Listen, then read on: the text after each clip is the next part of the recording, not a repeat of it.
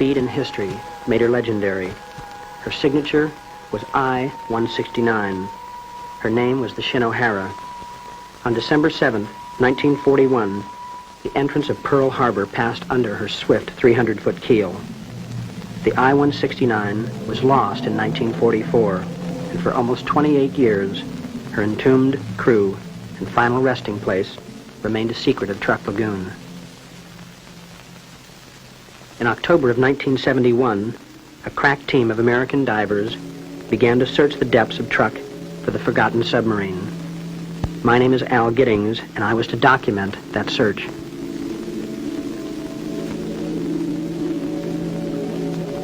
The great ships of Truk Lagoon had been described in vivid detail by two leading members of our team, Ken Seabold and Paul Zamolis, but I doubt seriously if any of us had truly envisioned the awesome beauty and humbling stature of these giants. Their great steel masts and cross trees were now covered with the animal growth of almost 3 decades beneath the sea. With few exceptions, the ships were found lying on their port or starboard side, and at times completely turned turtle, their giant propellers poised and still.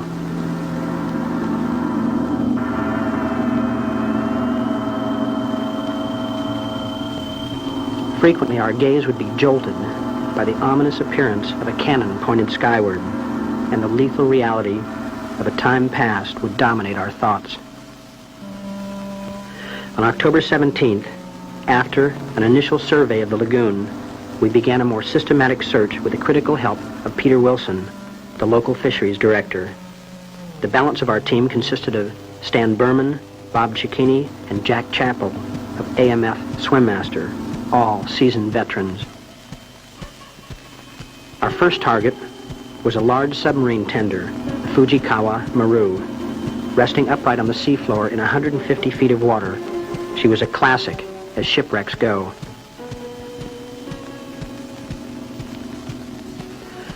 Wilson had warned us that the Fujikawa was as lethal as she was beautiful. Her cargo consisted almost entirely of munitions. It wasn't long before we discovered firsthand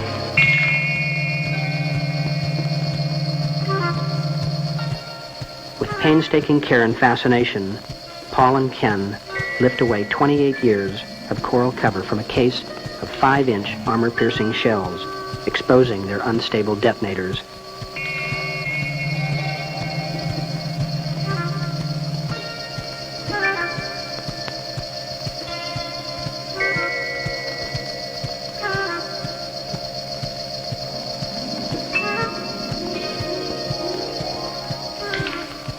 Because the Fujikawa was upright and its entry was reasonably easy, it provided us with an opportunity to make a deep excursion within.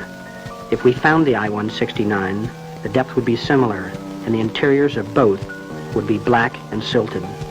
The fascination of the dive into the Fujikawa is difficult to describe.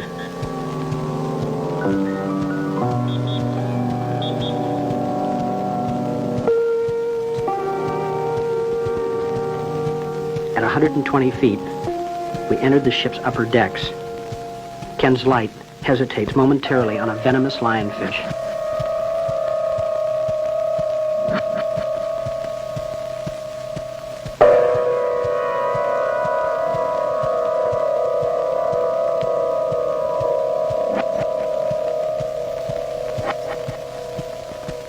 The interior of this 500-foot giant is a mad disarray of cargo, provisions, and sake bottles cover the floor. A pile of propeller blades of the type used by the famous Japanese Zero indicate the Fujikawa was also ferrying supplies between the islands of the lagoon.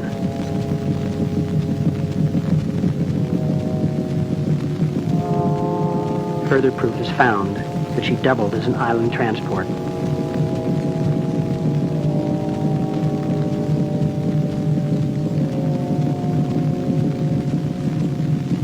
At a depth of 135 feet, we pass a high-pressure air storage system and compressor, part of the ship's diving system, equipment vital to the maintenance of her brood of submarines.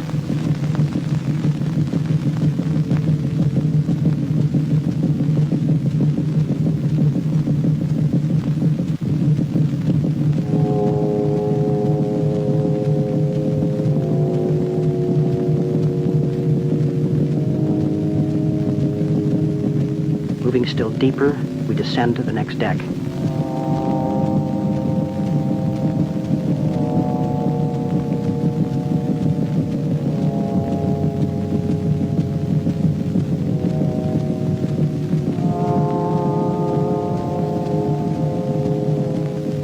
A spare ship's wheel is discovered and left undisturbed.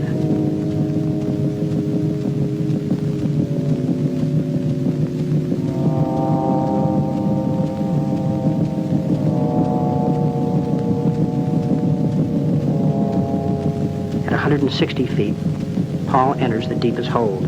The sight is unnerving. The walls are stacked high with munitions of all sizes and shapes. We all realize a wrong move could be a last one.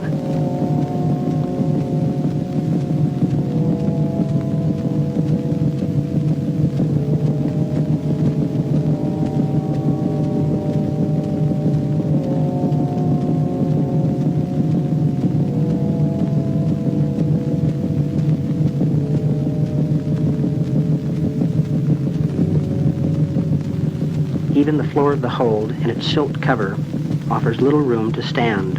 The sight leaves a lump in our throats.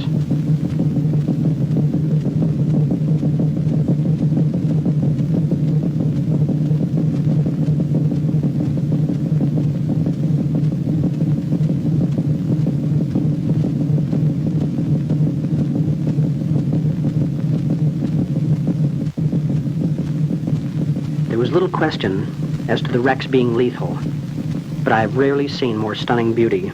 Most of the animal life growing on the ships was so new to me that I frequently found myself touching things to determine whether they were coral-like or soft-bodied.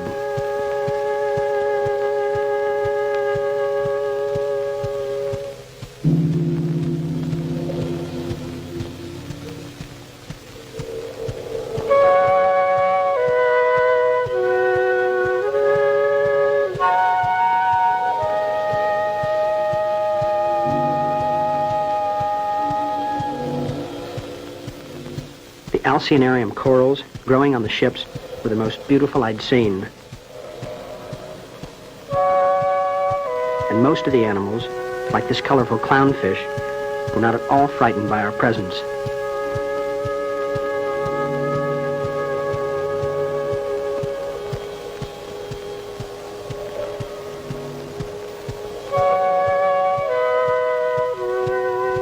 We found it amazing that in less than 3 decades, these giant warships had become artificial reefs of incredible beauty.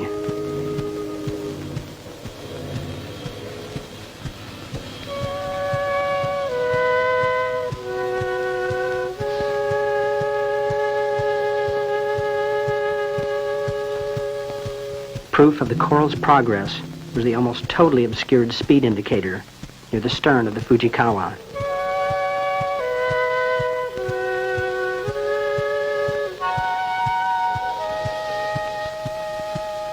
Even the passing jellyfish of the lagoon seemed to display a special hue.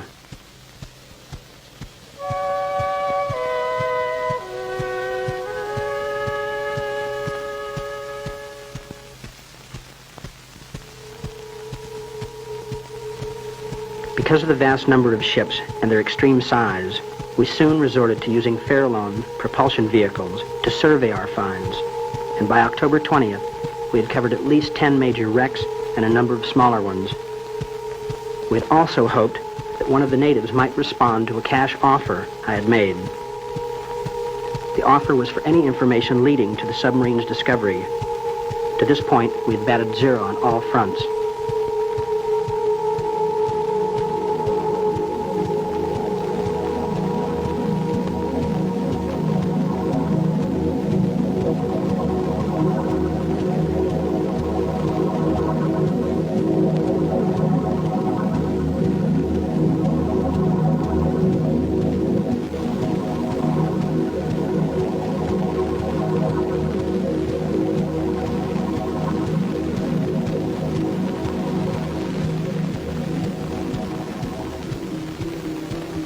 On the morning of October 21st, we received our first break. A Truckee's native, hearing of the reward, volunteered he knew the location of the submarine.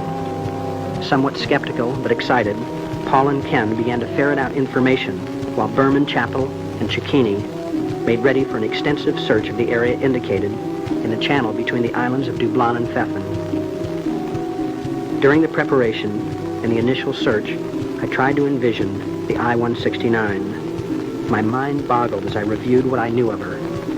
She was 331 feet in length and could make 23 knots on the surface. Her range at reduced speed was over 25,000 miles. In 1944, she was considered one of the finest and fastest undersea boats in the world. The I-169's fate was incredible and certainly eerie. She had crash dived to avoid an American air attack, and in her frantic drive to submerge, a storm vent was overlooked. Partially flooded, the swift warrior settled quietly to the silt bottom 160 feet below the surface, her control room silenced, and many of her crew drowned.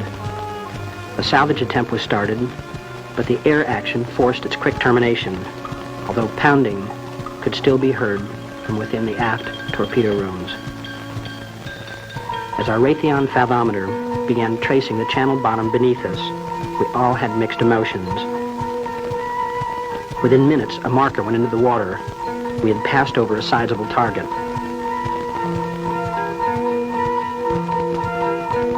Seconds after the marker, Berman was into the water, and we waited.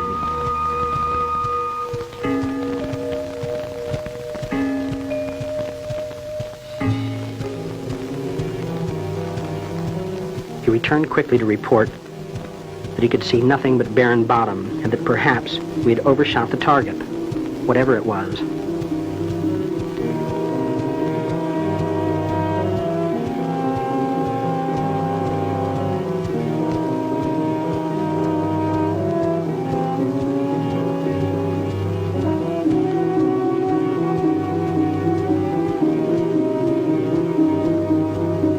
That afternoon, with the weather threatening, we found the target once again. This time, Chappell dropped a heavy anchor, and Berman followed it down.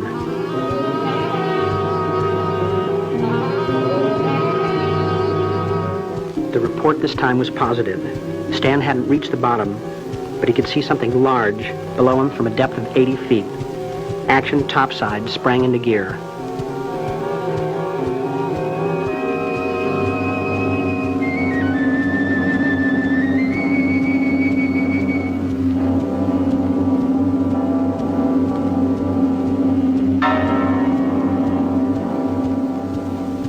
We knew the submarine would be large, but our first traverse along her port side was awesome. She seemed to disappear into infinity through the strange green haze.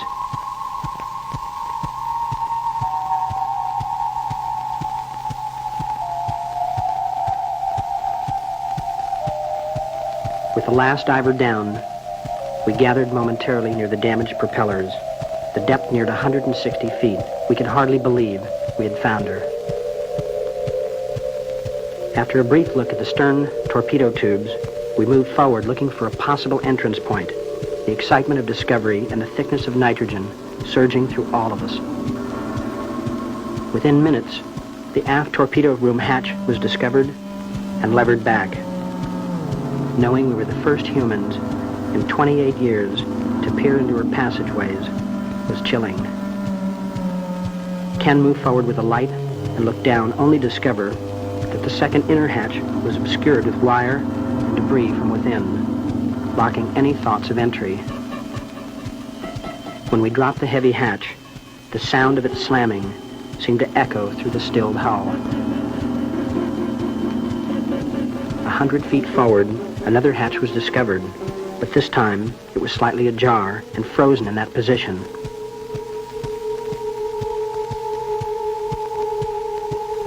Our bottom time was rapidly approaching red when Ken volunteered to slip through the upper hatch. As he removed his gear, we all felt the full impact of the moment, and visions of what he might find if he could make it through the lower hatch raced through our heads.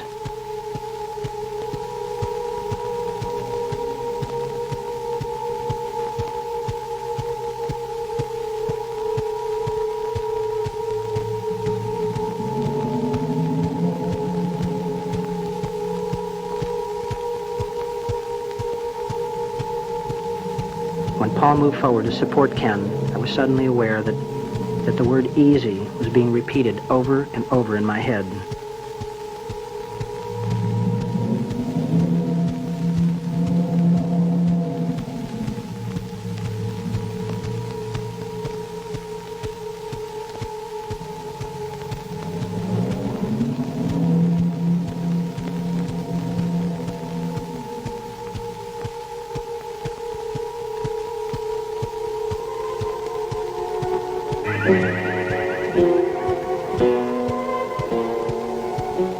It didn't take long to determine that the inside hatch was clear, and in fact, Ken had actually reached the engine room walkway 8 to 10 feet below it.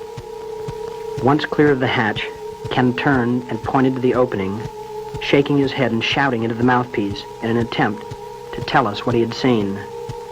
50 minutes later, we understood his excitement and shouts.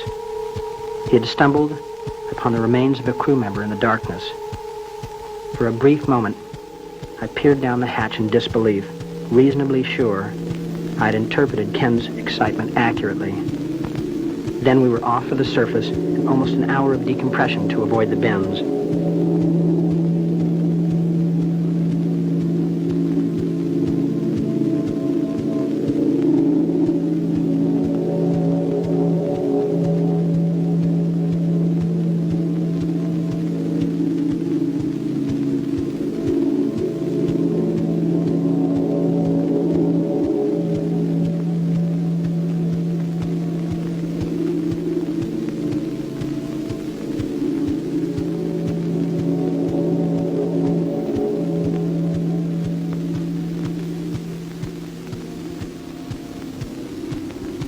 Ken's account of his first few minutes inside sent everyone into action.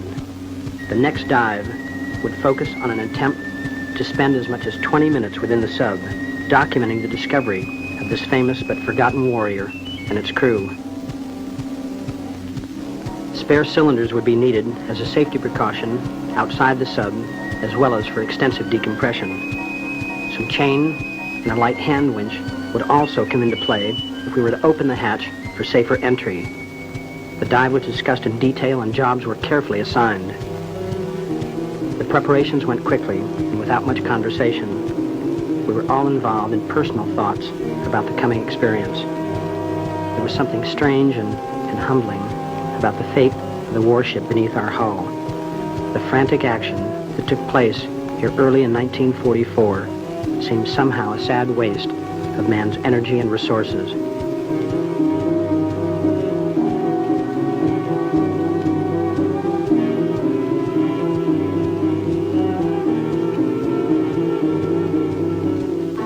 Hours after our initial discovery of the I-169, we began our second descent into the past. I can rarely remember having greater anxiety before a dive.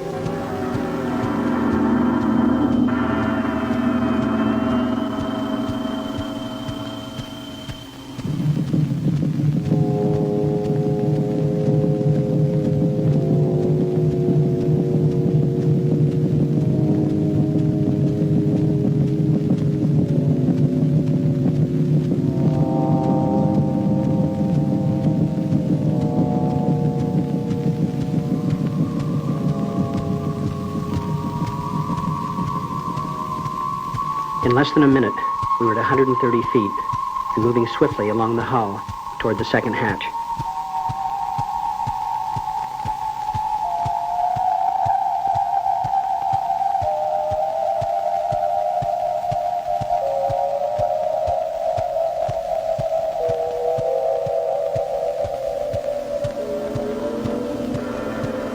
Before the last divers reached the hatch, Paul and Ken were already working swiftly with the chain winch.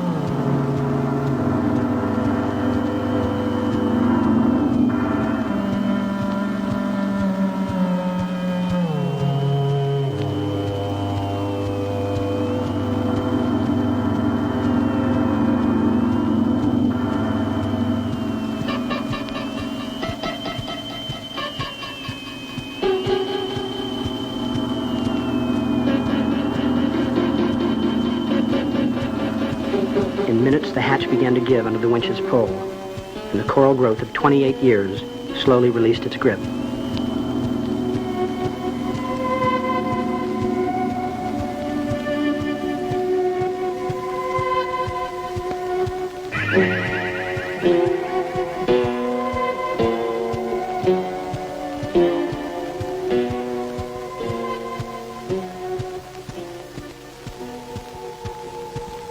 Because of the silt inside, fins were removed before we entered the hatchway.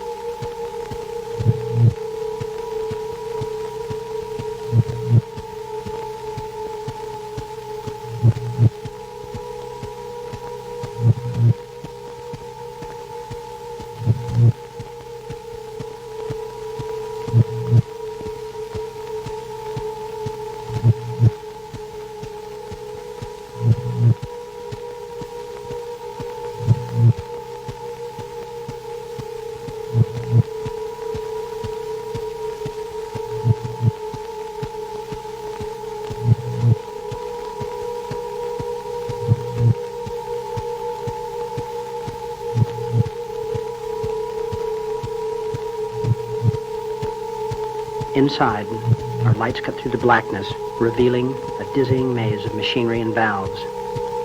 The main engine is to our left. The remains of a crewman probably maintained it, resting nearby.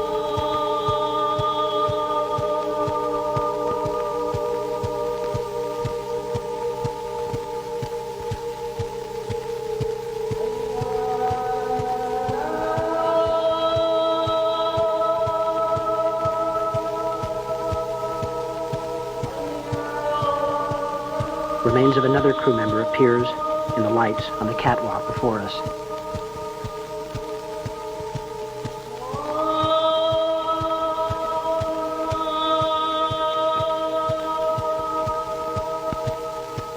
Once again, we feel the strange irony in the fact that this submarine had been at the entrance of Pearl Harbor, December 7th, 1941. That historic day, the crew before us had spent a frantic 50 hours cutting her out of an American anti-submarine net. And now they lay together in the silted truck lagoon, the victims of a forgotten valve.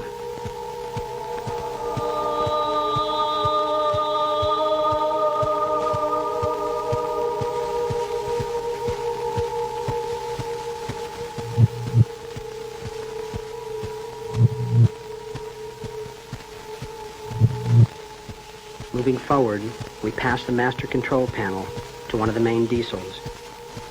At our feet, our lights reveal the unused mask and canister of an escape lung.